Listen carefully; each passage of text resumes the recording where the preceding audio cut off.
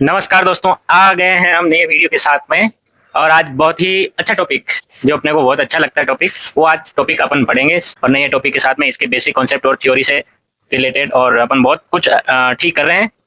वो बात अलग है कि कोई देखे ना देखे, वो बात अलग है, लेकिन मैं मेरा काम अच्छा से कर रहा हूँ। मुझे लग रहा है, जितना मुझे लग रहा है मैं अच्छे से कर रहा हूँ। और भी कोशिश करता रहूंगा, सुधारता रहूंगा अपने आप को, और सुधार कर ही रहा हूँ। चाहे वो जीवन की लाइफ हो, उसमें भी सुधार है और इसमें भी सुधार है। ठीक है, तो अपन शुरुआत करते हैं। आप भी अपने जीवन को सुधारते रहिए, और कहीं ना कहीं गलतियां हुई हैं उसको भी सुधारते रहिए, चाहे कोई भी हो। कोई भगवान नहीं है अभी तो। कोई ये नहीं है कि कोई भगवान है जो उनसे गलतियां नहीं होती, भगवान से भी गलतियां हुई होगी, तो भगवान ने भी सुधारी होगी, तभी तो भगवान बने हैं। बाकी भगवान थोड़ी बनते। Linear equation in two variable, दो चरों का रैखिक समीकरण। दो चरों के रैखिक समीकरण के अंदर अपन आज जो पढ़ेंगे वो पढ़ने वाले हैं अपन थ्योरी। वो पढ़ने वाले अपन थ्योरी। और दो चरों के रैखिक समीकरण में इनकी डेफिनेशन क्या हो जाएगी, इनकी जो डेफिनेशन है वो इसी टॉपिक के ऊपर ही है। दो चर, जिसमें दो चर हो वो दो चर वाले रैखिक समीकरण कहलाते हैं। ऐसी समीकरण जिसमें दो चर हो। अब दो चर एक्स वाई, यही तो मानते हैं अपन। जैसे कोई समीकरण हो गई a x plus b y plus c is equal to 0, ये दो चर वाली रैखिक समीकरण हो गए। और अपन यदि पहले पढ़े कि एक चर वाला रैखिक समीकरण क्या है, तो एक a x plus b is equal to 0, ये है आपका एक चर वाला रैखिक समीकरण जिसमें एक चर हो। संख्याओं को छोड़ के यदि एक्स वाई, यदि अपन गणित में देखे, नंबर में देखे, तो 3x प्लस 5 ये आपका एक चर वाला रैखिक समीकरण हो गया। अब क्या करेंगे कि दो चर वाले रैखिक समीकरण में कि दो चर चाहिए अपने को, तो ये है जैसे 3x plus 5y plus 6 is equal to 0। 3x plus 5y plus 6 is equal to 0, ये आपका दो चर वाला रैखिक समीकरण हो गया। दो चर, दो चर वाला रैखिक समीकरण। ठीक है। अब चर क्या होता है, वेरिएबल्स क्या होते हैं, जो संख्याओं को छोड़कर संख्याओं के साथ में, जैसे चर वो होते हैं जो वास्तविक संख्याएं होती। चर वेरिएबल्स की बात करें तो जो वास्तविक संख्याओं को छोड़कर, जो वास्तविक संख्याएं जैसे माइनस में हो प्लस में हो कुछ भी हो, वास्तविक संख्याओं को छोड़कर जो आता है वो चर कहलाता है। ठीक है। और वास्तविक संख्याओं के मान कांस्टेंट होते हैं, फिक्स होते हैं। 6 के मान 6 ही होते हैं। यदि मैं आपको कहता हूं कि इसको दो पेन दो, दो पेन दो, तो मतलब अपन दो पेन ही देंगे। दो का मतलब ये नहीं कि चार पेन दे देंगे उसको, वो वैल्यू कांस्टेंट है। और जिनकी वैल्यू कांस्टेंट नहीं है, ऊपर नीचे होती जाती है, वो चर होते हैं। अनिवार्य शर्त क्या है इनकी, अनिवार्य शर्त है a square plus b square not equal 0, अर्थात आप ए और बी दोनों के साथ शून्य नहीं हो सकता। ये भी बढ़िया बात है, सही तो है। ये भी सही कह रहा है कि ए और बी दोनों एक साथ शून्य नहीं हो सकता। जब ए और बी दोनों शून्य हो गया, a x plus b y plus c, यदि इनके अंदर यदि ए और बी यदि शून्य हो गया, तो ये दो चर वाला रैखिक समीकरण नहीं होगा। आप इसको यहां समझे।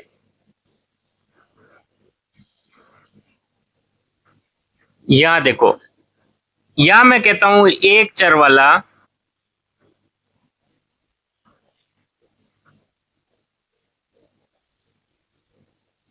वन वेरिएबल या टू वेरिएबल, ठीक है, दो चर वाले रैखिक समीकरण। ये a x plus b is equal to 0, ठीक है। और यहाँ a x plus b y plus c is equal to 0। यदि आपको एग्जाम में प्रश्न आ जाता है कि एक चर वाले रैखिक समीकरण का व्यापक समीकरण क्या होगा, व्यापक समीकरण क्या होगा, ऑप्शन में आपको ये व्यापक समीकरण ये दिखे तो आपको ये टिक लगाना है। और दो चर वाले रैखिक समीकरण का व्यापक समीकरण यदि होगा तो इस प्रकार से ax plus b y plus c is equal to 0, ये वाला होगा। ठीक है, अब यदि एक चर वाले रैखिक समीकरण में मैं यदि एक का वैल्यू 0 ले लेता हूं तो ये 0 b इज इक्वल टू 0 बचेगा, तो ये समीकरण पॉसिबल नहीं है। दो चर वाले रैखिक समीकरण में देखो ax plus b y plus c is equal to 0, इनकी शर्त क्या है, शर्त यह है कि a और b, शर्त इनकी a और b दोनों एक साथ 0 नहीं होना चाहिए, दोनों एक साथ। अब ये तो बात सही है, एक साथ 0 नहीं होना चाहिए। अब जब यदि मैं एक साथ 0 ले लेता हूं तो क्या ये रैखिक दो चरों वाले रैखिक समीकरण होगी क्या? नहीं, ये तो अचर हो जाएगी। तो ये आपकी समीकरण पॉसिबल नहीं है। यदि आप एक साथ नहीं लेके यदि एक का मान 0 लेते हैं तो आपकी समीकरण बन जाएगी। ठीक है, तो ये आपका अनिवार्य शर्त में थी। अब यदि इसको ज्यामितीय रूप में आप आलेख के रूप में व्यक्त करते हैं तो आलेख हमेशा इसका क्या होगा, एक स्ट्रेट लाइन होगा। क्या होगा? हमेशा इसका एक स्ट्रेट लाइन। इसको अपन देखें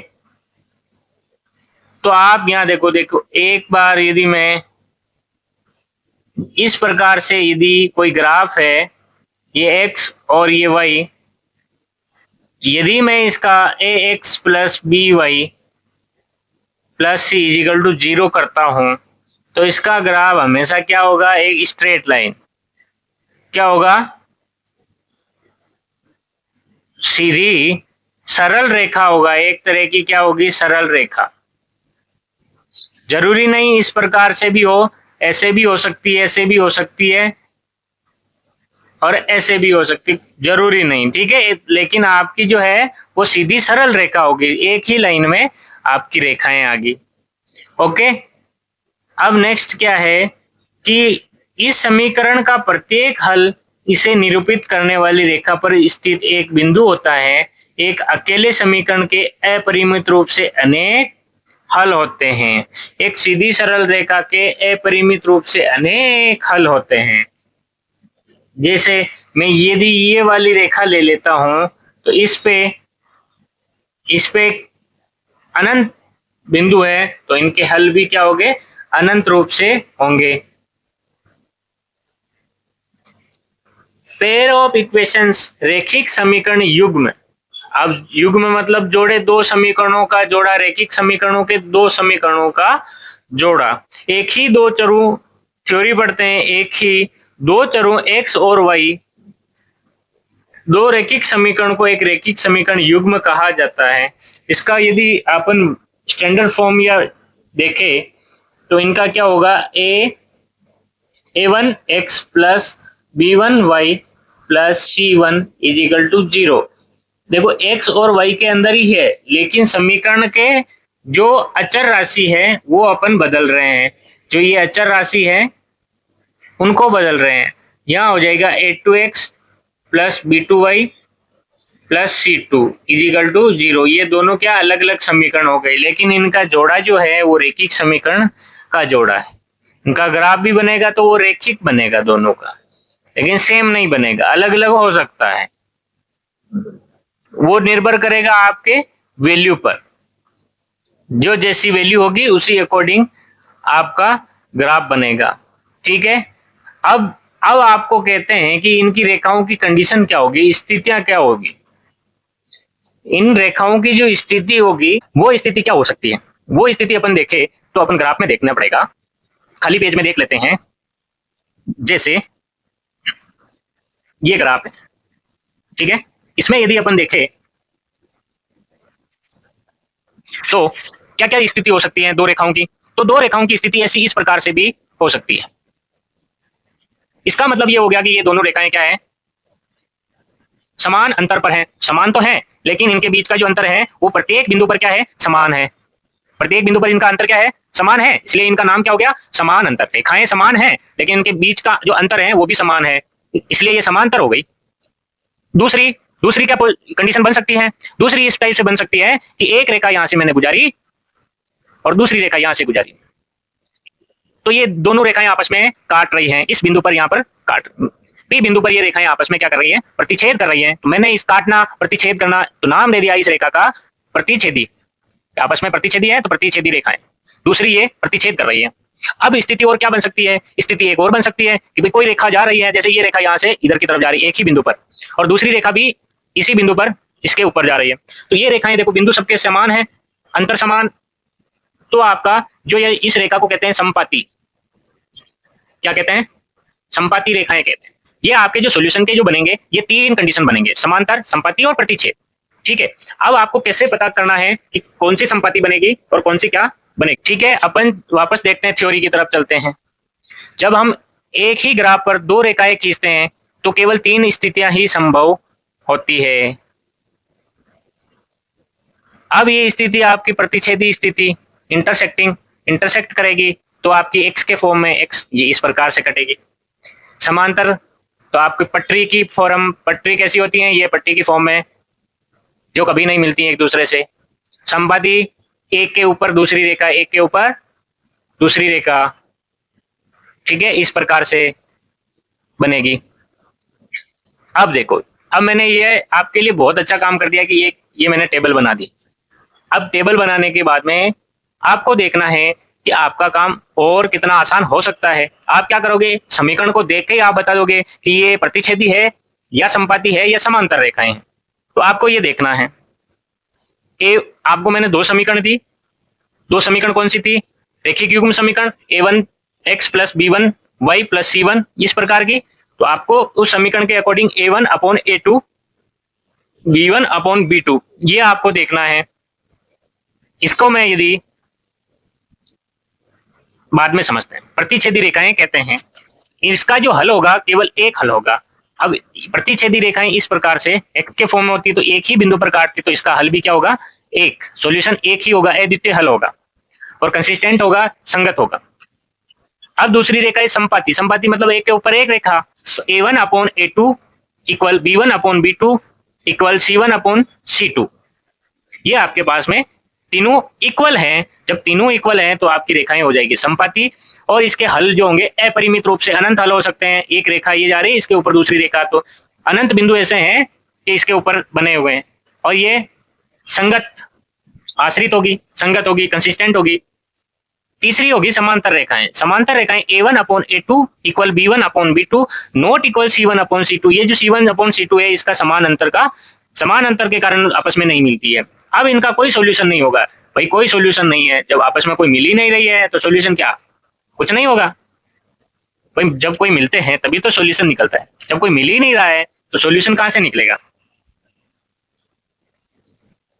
भाई किसी दो आदमी के बीच में यदि झगड़ा हो जाता है, यदि वो आदमी एक दूसरे से नहीं मिलते हैं तो झगड़ा बढ़ता ही जाता है एक पीढ़ी से दूसरी पीढ़ी में। जब यदि व्यक्ति शुरुआत में ही वापस झगड़े के बाद में मिल जाते हैं, बैठ के बात कर लेते हैं, तो सॉल्यूशन, अब इन दोनों का मिलन ही नहीं हो रहा है तो सॉल्यूशन कहां से निकलेगा। इसलिए नो सॉल्यूशन, कोई सॉल्यूशन नहीं है। जब कोई रेखाएं आपस में मिलती नहीं है तो सॉल्यूशन होते ही नहीं है, और वो हमेशा असंगत होते हैं, इनकंसिस्टेंट होते हैं,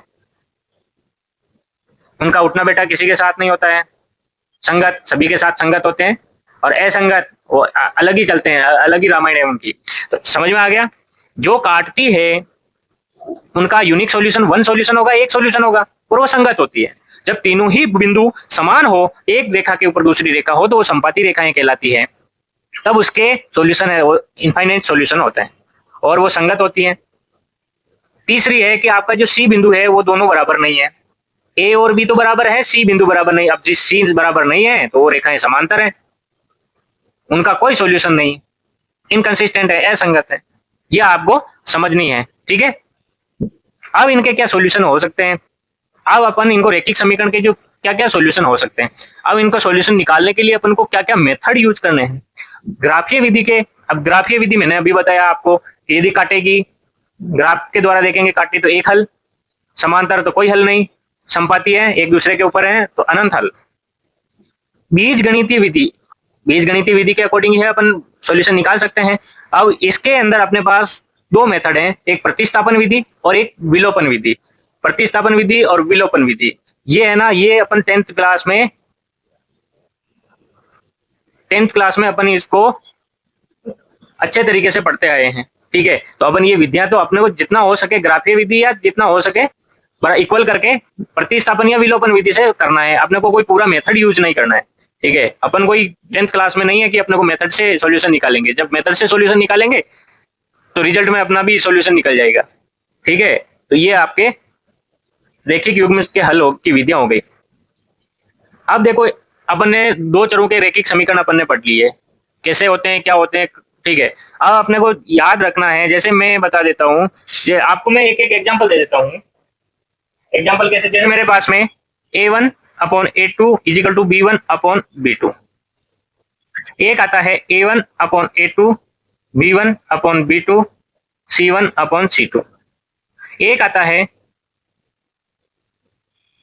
a1 upon a2 b1 upon b2 c1 upon c2। अब ये आया कहां से, वो देखो। पहले तो रैखिक युग्म के जनरल फॉर्म लिखो, a1x plus b1y plus c is equal to 0, a2x plus b2y plus c2 is equal to 0। इनके x और y के क्या है, ये गुणांक है, बराबर हैं तो ठीक है, नहीं है तो कोई बात नहीं। अब ये देखो, जैसे मैं कोई भी एग्जांपल यहाँ पर आप लिख सकते हो, 5x plus 4y 3 is equal to 0, 4x plus 5y